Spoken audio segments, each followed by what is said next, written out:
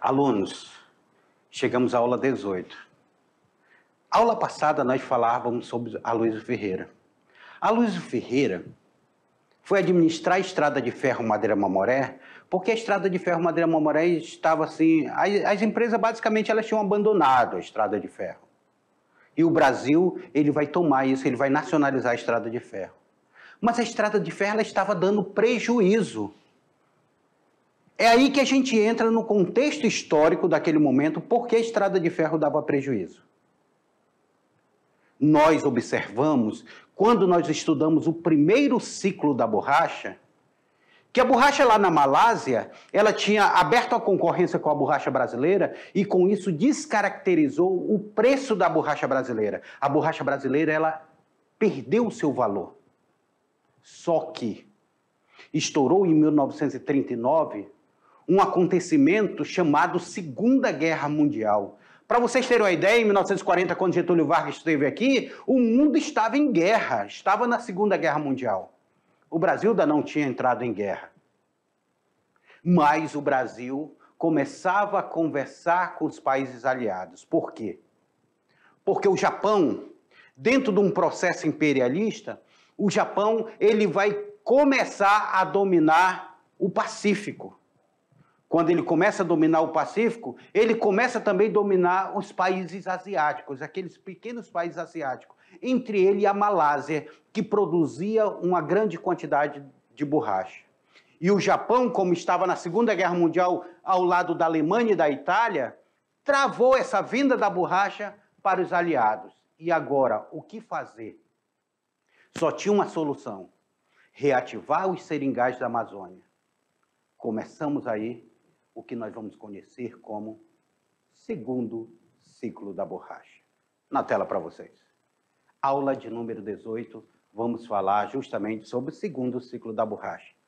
A ocupação da Malásia na Segunda Guerra Mundial, o Acordo de Washington, a reativação de seringais da Amazônia, o soldado da borracha. Tudo isso são relações com a Segunda Guerra Mundial. Ocupação da Malásia na Segunda Guerra Mundial. Quando nós olhamos essa ocupação da Malásia, vem cá comigo, nós vamos observar que lá na Malásia, a borracha que foi levada lá para a Malásia, ela foi plantada desta maneira, de forma ordenada, de forma organizada. Então não foi uma coisa solta e tudo, abria e tudo, fazia o caminho da borracha, não. Eles começaram a plantar de forma organizada lá na Malásia. Então ficava muito mais fácil a extração dessa seringa. Aqui em Porto Velho, esses dias, eu estava com uns alunos de uma escola estadual daqui, no Parque Circuito. O Parque Circuito é um parque onde nós temos seringueiras plantadas dessa maneira. Até mandei uma foto para a professora de vocês, depois pedem para ela mostrar para vocês aí essas seringueiras. Que eram seringueiras plantadas assim, organizadamente, dentro de um espaçamento, dentro de um alinhamento também. E com isso a Malásia ela começa a produzir mais borracha, só que aí o Japão vai lá e invade a Malásia. Aquela região toda da Indochina vai ser invadida pelo Japão. E agora? Essa seringa, esse látex que era produzido lá, não chega aos aliados, não chega aos Estados Unidos, não chega à Inglaterra, não vai chegar. E se não bastasse, o Japão ainda faz um ataque à base norte-americana de Pearl Harbor. Aí, oficialmente, os Estados Unidos estão na Segunda Guerra Mundial. Os Estados Unidos entram na Segunda Guerra Mundial. Eles estão na Segunda Guerra Mundial. E os Estados Unidos vêm para o Brasil. Vamos lá entender na tela para vocês. Entender como se dá essa ocupação da Malásia. O inglês, Henry Wickham, grave o nome desse inglês, sabe por quê? Henry Wickham. Foi o autor do furto de milhares de sementes de seringa da Amazônia e um dos responsáveis pela decadência do primeiro ciclo da borracha do Brasil. Ele levou sementes seringueiras a serem cultivadas na Ásia e na Malásia, que era colônia lá na região onde era colônia inglesas e depois colônia francesas. Anos depois, extensas florestas de seringueiras eram exploradas fora do Brasil, diminuindo muito a exportação brasileira. O Brasil, depois de 1913, viu a produção da borracha declinar, mas no início da Segunda Guerra Mundial voltou a produzir em grande escala, com as plantações da Malásia caindo nas mãos, sabe de quem? Dos japoneses. Para os países aliados, como os Estados Unidos, era interessante que o Brasil voltasse a extrair o látex em grande quantidade. Então, eles precisavam disso do Brasil. Brasil, você precisa extrair esse látex, você precisa em grande quantidade, nós precisamos aqui no fronte. A borracha ela é um produto estratégico, gente. Passou a ser um produto estratégico porque muitos insumos de guerra eram feitos dela. Cada soldado usava cerca de 16 quilos do material. Cada soldado usava cerca de 16 quilos do material. Ou seja, muitas toneladas de borracha eram necessárias. Diz a historiadora Maria Verônica Secreto. Ela fala aqui, Secreto, ela fala sobre essa necessidade. Então, eu quero que vocês percebam que não é só nos pneus do carro, pneus das motos, das bicicletas. A borracha ela precisava ser utilizada no solado, nas roupas impermeáveis, em vários objetos. E a historiadora aqui, a Secreto, ela fala sobre isso, que cada soldado ele necessitava de em torno de 16 quilos de borracha. 16 quilos de borracha. Cada soldado precisava. Esse soldado, então, ele marchava e tudo no fronte de guerra e a borracha não chegava até ele. Por quê? Porque a Malásia tinha sido tomada pelos japoneses. É aí que entra a figura do Brasil, nessa importância da produção novamente da borracha. Os seringais da Amazônia que tinham sido abandonados, agora são vistos com outros olhares. Disseram, olha, vamos ter outro olhar sobre esse seringal da Amazônia, porque agora nós vamos precisar desse seringal. E governo brasileiro começa a extrair a borracha. Para já, começou a extrair. Só que ainda estava de forma muito lenta. Havia uma lentidão e havia uma pressão do governo brasileiro. Detalhe para vocês, vamos fazer um parênteses aqui. Getúlio Vargas estava em pleno Estado Novo. O Estado Novo de Getúlio Vargas era um Estado autoritário, era um Estado não democrático. Era um Estado que foi apoiado pelo movimento integralista brasileiro. O movimento integralista, que tinha com a figura Plínio Salgado, vai ser quem vai apoiar o golpe de Estado que Getúlio Vargas deu, chamado Estado Novo, em 1937. Plínio Salgado, lá do grito de guerra na UE, o lema fascista do Brasil era Deus, Pátria e Família ali. Então, ele vem dentro desse contexto apoiar o governo de Getúlio Vargas. Getúlio Vargas estava muito propício a entrar na Segunda Guerra Mundial ao lado da Alemanha, ao lado dos nazifascistas, dos nazistas e dos fascistas. Só que aí os Estados Unidos vão intervir e negociar com o Brasil. Como é que se dá essa negociação? Na tela para vocês. A negociação se dá justamente com os acordos de Washington. Um tratado aí, olha aí, o presidente Roosevelt, o presidente Getúlio Vargas, assinando o acordo de Washington, se encontrando. Esse encontro, vem cá comigo, esse encontro ele é muito emblemático. Esse encontro aqui entre o presidente Vargas aqui e o presidente Roosevelt, Franklin Delano Roosevelt. O presidente Roosevelt ele vai ser uma figura importantíssima nesse momento. Por quê? Eu quero lembrar vocês que os Estados Unidos não queriam a industrialização do Brasil. Não queria que o Brasil, ele sabendo que a potência que era o Brasil, a riqueza que tinha o Brasil, ele não queria que o Brasil se industrializasse. Tanto é que nós estávamos já no século XX e o Brasil ainda não estava industrializado. Ainda estava dentro da produção de commodities, do café. A base da economia do Brasil ainda era o café. Então, Getúlio Vargas vai pressionar o governo norte-americano. Vocês querem que eu entre do lado de vocês? Então, eu quero que vocês financiem a siderúrgica nacional. A siderúrgica de Volta Redonda aqui, que eu tomei do Percival Farquhar e tudo. Eu quero que vocês financiem essa siderúrgica nacional, façam um grande pátio, para que o Brasil possa produzir aço. E o aço vai ser a base da economia brasileira. É um passo para o processo de industrialização.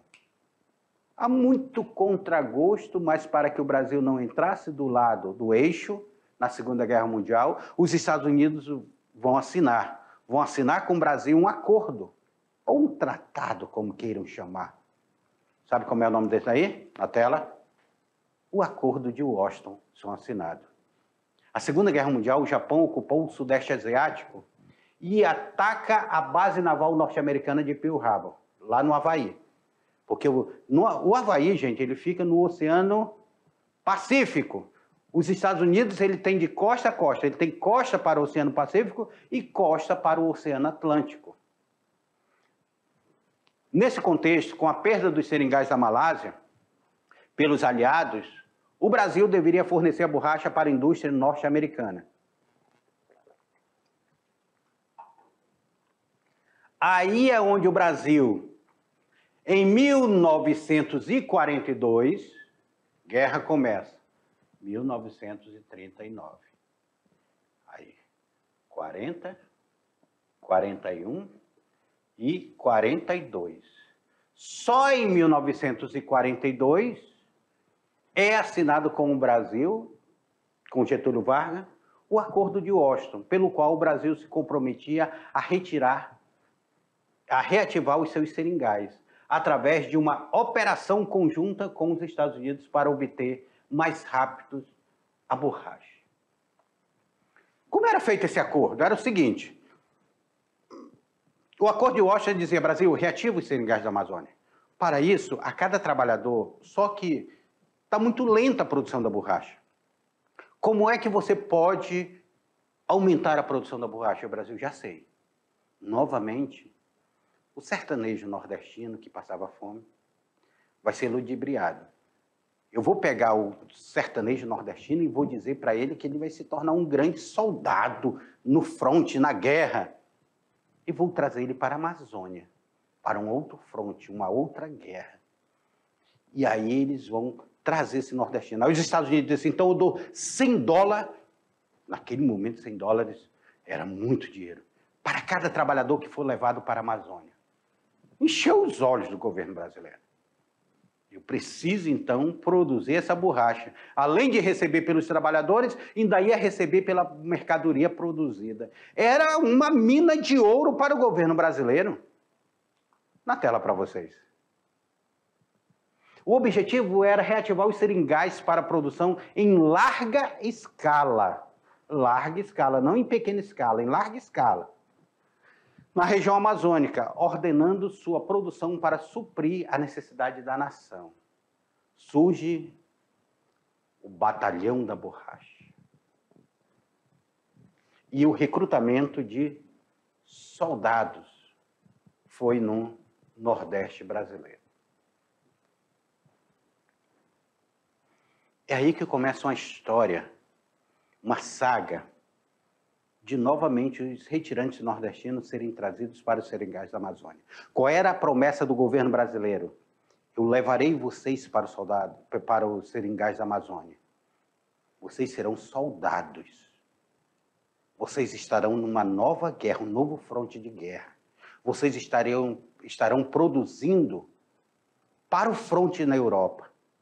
Em contrapartida, o Brasil também mandou a FAB, a Força Aérea Brasileira, para a Itália, lutar do lado norte-americano. Mandou ainda a FEB, as Forças Expedicionárias Brasileiras, que foram conhecidos como pracinhas, lutarem lá no fronte italiano. E esses soldados, foram para essa guerra, uma guerra de fronte, uma guerra de enfrentamento contra os alemães e contra os italianos. Os outros foram mandados para o meio da floresta amazônica, para um outro fronte, onde o inimigo era a doença tropical, os ataques indígenas, a diversidade dessa região. Aí eu pergunto para vocês, aonde mais morreu brasileiros na Segunda Guerra Mundial? Em qual dos dois frontes morreram mais brasileiros? Fica essa questão aí que já já a gente responde isso. na tela para vocês. Foi criado o CAETA. O que é o CAETA? Comissão e Encaminhamento de Trabalhadores para a Amazônia, CAETA. Encarregada por contratar e conduzir nordestino até a região norte. E o SENTA. O SENTA era o Serviço de Encaminhamento de Trabalhadores para a Amazônia. Então, essa comissão é formada que tem esse serviço, o SENTA. O CAETA tinha um SENTA aí. E aí nós estamos vendo os nordestinos partindo. Grande maioria eram adolescentes, não era casado, não tinham filhos. Esse órgão ficava responsável pelo recrutamento e condução dos nordestinos até os seringais. Então, vamos colocar no pau de arara. Entrava no pau de arara. Do pau de arara, eles vêm para os seringais da Amazônia, que neste momento foram reativados. A reativação dos seringais da Amazônia. Aqui, aluno, nós nos deparamos com um seringueiro. O seringueiro que tinha que acordar de madrugada, porque a seringa ela precisa ser cortada muito cedo. O professor Lorismar, no vídeo que nós trabalhamos o primeiro ciclo da borracha, o professor Lorismar mostrou ali que ele estava num seringal cortando seringa. E para isso ele tinha que levar a sua lanterna. Olha a lanterna que era daquele momento. Você sabe, aluno, como é o nome desse objeto aqui na cabeça do seringueiro? Essa é a poronga. Poronga é uma espécie de lamparina aonde é levada na cabeça para iluminar aonde ele está cortando a seringa. Isso é a poronga. Então ele tinha poronga, ele tinha aqui a cuia, que colhia o leite, ele tinha a faca, que ele cortava a seringa, e ele tinha um balde. O balde ali que ele vai... Só que ele tinha que levar uma espingarda, porque os perigos da floresta, ele não sabia em que momento ele poderia encontrar uma cobra, uma onça, um catitu, que é o porco do mato, ou cateto, como queiram chamar. Isso tudo era um perigo da selva, isso tudo matava ele. Ele não sabia se ele poderia passar por debaixo de uma castanheira, indo para uma seringueira, e o ouriço de castanha caía em sua cabeça. Era mais um perigo. Então, imagine vocês a quanto de perigo esse seringueiro ele estava exposto. E se não bastasse isso, o nordestino, ele não conhecia a floresta amazônica. E aqui na floresta amazônica, os seus mistérios, as suas lendas começaram a ser formadas. Porque quando ele viu o grito do bugio do macaco guariba, ele se assustou. Vocês já ouviram o macaco guariba na floresta? Ele jurava que era o curupira. Quando ele viu o jabuti, em momento de acasalamento, batendo seu casco e gritando, ele achava que poderia ser um animal fantástico dentro da lenda amazônica. Poderia ser a mapinguari, poderia ser o saci, poderia ser a matinta pereira, poderia ser vários mistérios. E entre os mistérios, entra a lenda do boto, entra todo esse contexto da Amazônia. Com esse seringueiro que se torna um caboclo, que vem sozinho para esse fronte. Será que ele virou herói? Na tela para vocês. O período da Batalha da Borracha, alguns também chamaram esse período de segundo ciclo da borracha. No período de 1942 até 1945, no contexto da Segunda Guerra Mundial. Segunda Guerra Mundial. Quando a Amazônia teve novamente, embora por pouco tempo, um aumento na procura da produção da borracha, financiado pelos Estados Unidos. Então, nós temos aí o ciclo da borracha. Com o alistamento de nordestinos, Getúlio Vargas minimizou o problema da seca no Nordeste, lá que novamente o Nordeste estava em seca, então ele vai dizer para os nordestinos, saiam da seca aí, venham para cá. E ao mesmo tempo deu um novo ânimo à colonização da Amazônia. Novamente a Amazônia ela passou a ser colonizada por esses trabalhadores. Com os seringais estavam abandonados há mais de 35 mil trabalhadores permaneciam na região. O grande desafio de Getúlio Vargas, então presidente do Brasil, era aumentar a produção anual de 18 mil para 45 mil toneladas, como previa o Acordo de Washington. Professor, peraí, quem são esses 35 mil trabalhadores? Você se lembra do primeiro ciclo da borracha? Que vieram nordestinos para cá? Pois é, vieram nordestinos para cá e uma estimativa aí de mais de 50 mil nordestinos.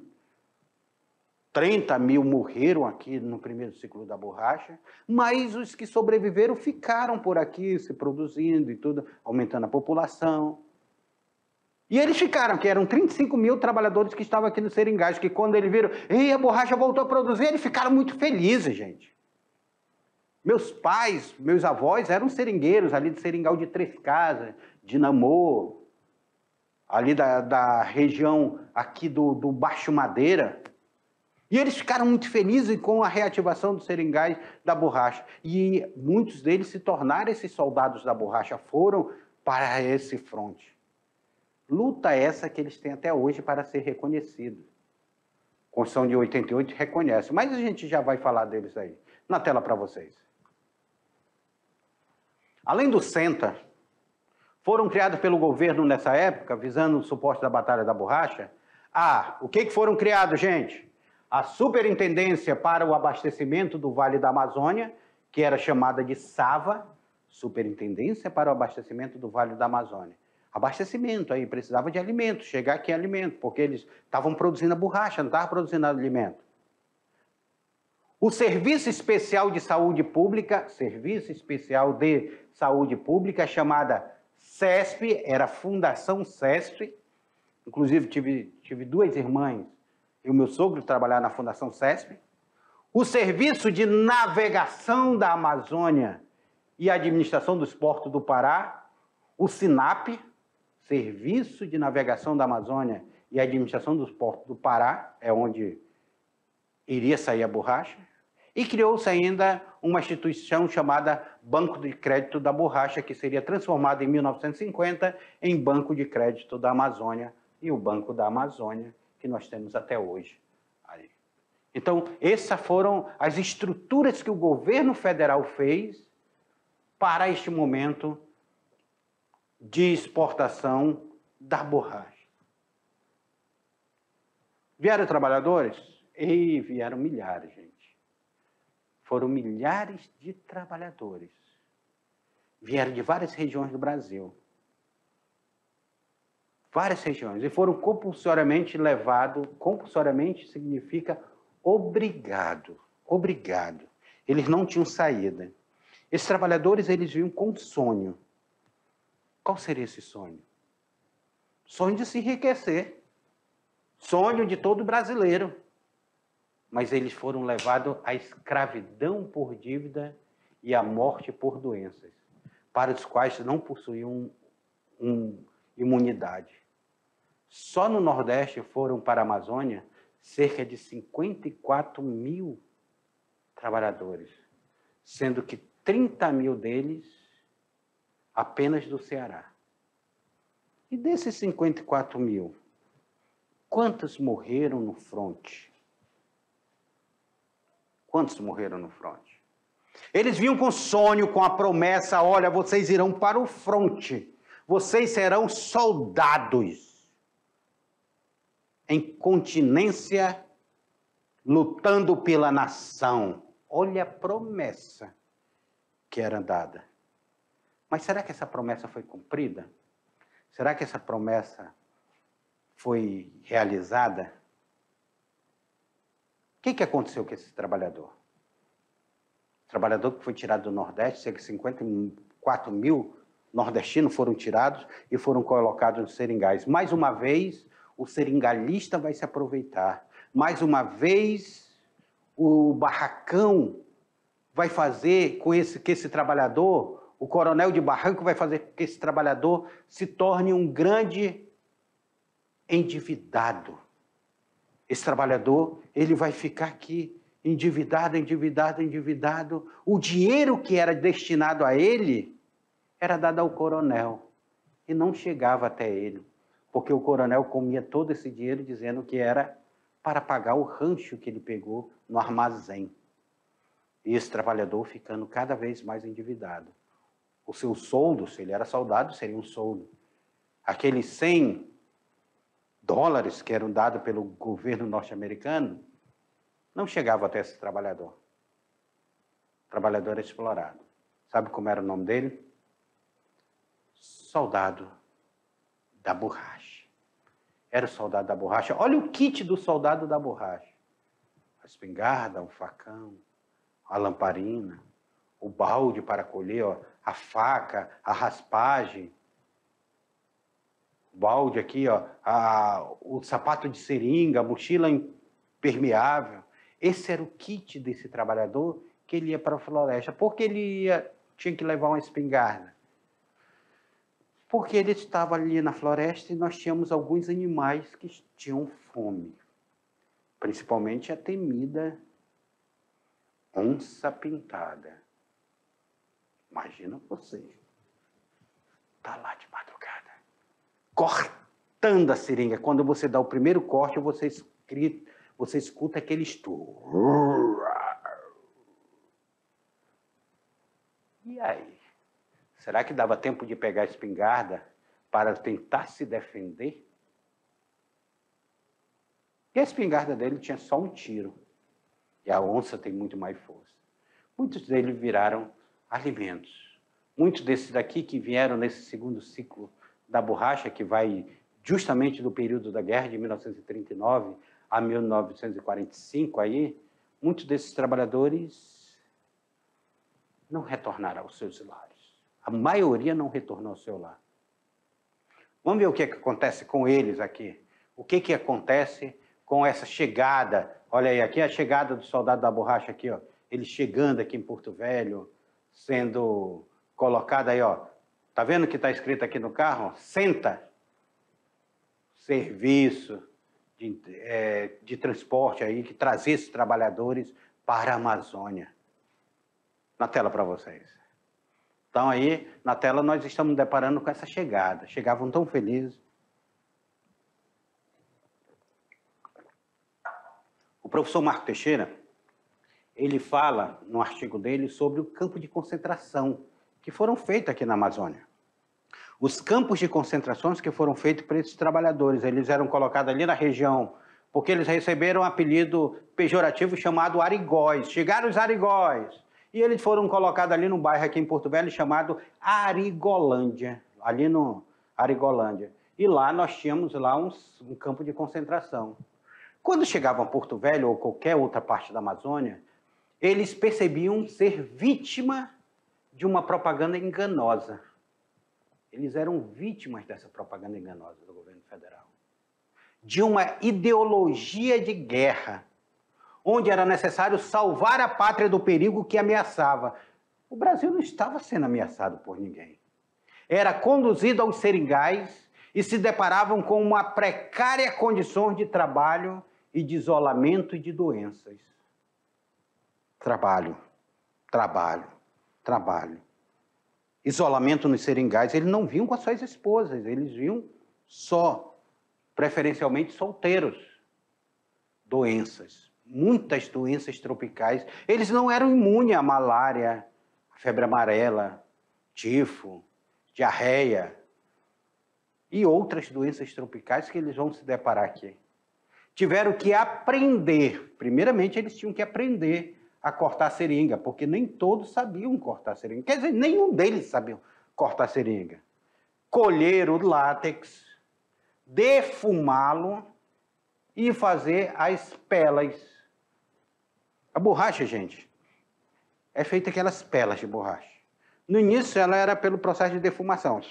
Depois teve a questão de colocar o líquido, coagular e amassar e prensar ela. para ela virar uma pela de borracha. Então, ela é feita dessa maneira. Esse seringueiro, ele teve que passar por esse processo de aprendizado, porque ele não chegou aqui sabendo de como fazer isso. Aí ele passou por todo um processo de aprendizado e tudo. Vamos lá, aprende aí, faz aí, pá, corta a seringa, raspa a seringueira. Depois raspou, limpou, fez a limpeza. Faz o corte. Lembra que o professor Luizmar falou até o nome dos cortes aí para vocês aí? Faz a taísca ali, faz a espinha de peixe, faz o corte transversal. Então, nós temos os cortes que eram feitos e eram colocados a cumbuquinha, a cuia, que pegava o leite. Aí ele ia, cortava, colocava aquela cuia.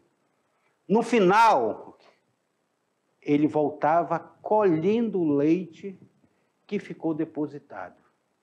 Ele colheu o leite antes de ele coagular e colocava dentro dos baldes. Era por isso que precisava ser da madrugada, no frescor da madrugada. O leite demorava a coagular.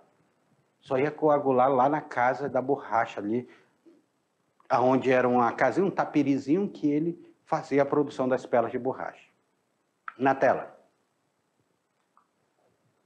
Migraram para a Amazônia em torno de 56 mil pessoas, incluindo os dependentes de trabalhadores. A maioria proveniente do Ceará, de Pernambuco, do Rio Grande do Norte, Paraíba e Bahia. Olha aí os caminhões cheios de trabalhadores. Cheios de trabalhadores. Sendo recepcionados pela cidade. Era um desfile. Parece desfile de 7 de setembro aí, ó. Eram esses trabalhadores sendo trazidos pelo SENTA.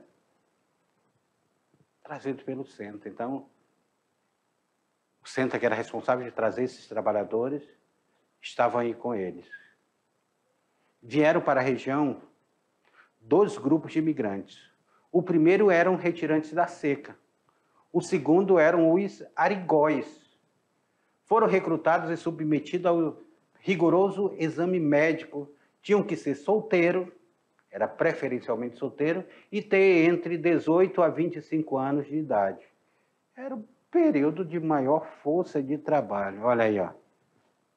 O seringueiro aí, ó. Cortando a seringa.